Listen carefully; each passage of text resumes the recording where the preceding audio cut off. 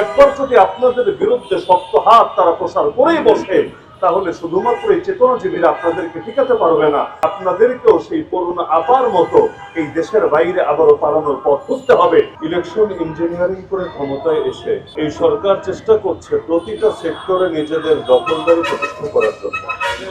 আমরা দেখেছি বাংলাদেশ ব্যাংকে পর্যন্ত ইতিহাসে প্রথমবারের মতো ব্যবসায়ী গভর্নর ঢুকিয়ে দিয়ে এবং সেখানেও বিভিন্নভাবে ২ নম্বরই করে নিজেদের আধিপত্য চেষ্টায় তারা কোনো ত্রুটি রাখে।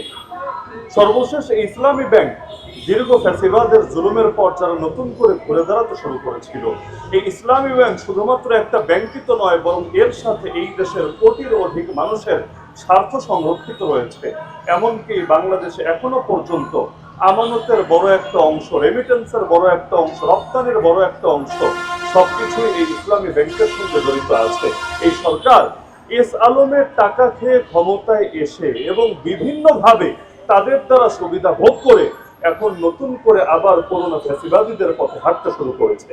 তারা চাচ্ছে ইসলামী ব্যাংক এস আলমের হাতে তুলে দিয়ে তাদের রাজনৈতিক উদ্দেশ্য হাসিল করবে এবং জুজুর ভয় তাদেরকে পেয়ে বসেছে। কারণ নির্বাচনে যেহেতু ২ নম্বরে করে ক্ষমতা এসেছে, এখন তাদের ভয় হচ্ছে অন্যান্য রাজনৈতিক দলগুলোকে যে কোনো ভাবে হোক তাদেরকে ল্যাংড়া করে রাখতে হবে।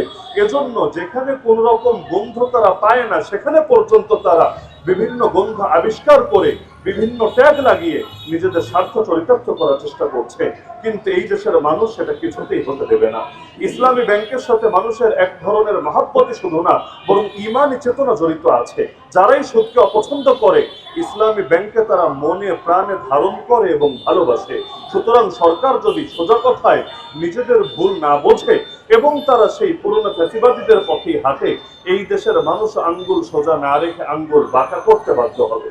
আমি তো মনে করি এখনো যদি আমাদের প্রবাসী ভাইয়েরা চিন্তা করে যে আমরা আগে রেমিটেন্স পাঠাতাম ইসলামী ব্যাংকের মাধ্যম হয়ে, এখন যেহেতু সরকার ইসলামী ব্যাংকেও নিজেদের কালো হাত বাড়াতে শুরু করেছে, আমরা তাহলে এই পন্থায় রেমিটেন্স পাঠাবো না, বাংলাদেশের রেমিটেন্সই আমরা পাঠানো বন্ধ করে দিব, তাহলে এই সরকার কয়দিন ক্ষমতার গরম দেখিয়ে টিকতে পারবে?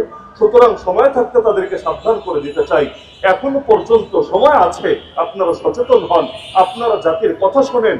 না হলে জাতি যদি একবার রাজপথে নেমে আসে, একবার যদি আপনাদের বিরুদ্ধে শক্ত হাত তারা প্রসার করেই বসে, তাহলে শুধুমাত্র এই চেতনাজীবীরা আপনাদেরকে টিকাতে পারবে না, বরঞ্চ এস আলম যেমনি ভাবে বিগত আমলে 10,500 কোটি টাকার বেশি মামলা নিয়ে তাকে দেশের বাইরে দিন কাটাতে হয়েছে, একইভাবে আপনাদেরকেও সেই করোনা আপার মতো এই দেশের বাইরে আবারও পালানোর পথ খুঁজতে হবে।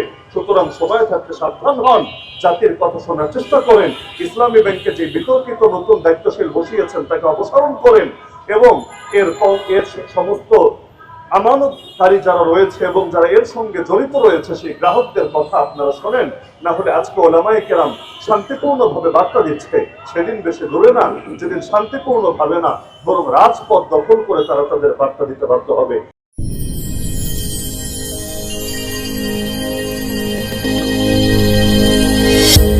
ভিশন 24 দৃষ্টিতে বিস্ময়।